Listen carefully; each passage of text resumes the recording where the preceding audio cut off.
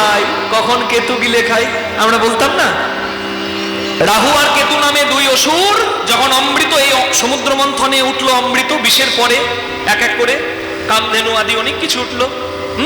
তা অমৃত যখন দেবতাদের দেওয়া হচ্ছে, দুই অসুর রাহু কেতু ঢুকে যায় দেবতাদের মাঝে। চাঁদ আর সূর্য বলে দেয় যে হে গোবিন্দ, দুটো অসুর ঢুকেছে আমাদের মাঝে অমৃত খাবে বলে। মোহিনী রূপ ধরে সুদর্শন চক্র দিয়ে আমার ভগবান ওই দুই অসুরের মাথা কেটে দেয়। কিন্তু ততক্ষণে এক ফোঁটা করে অমৃত দেবতা ওই অসুরদের বদনে চলে গেছে।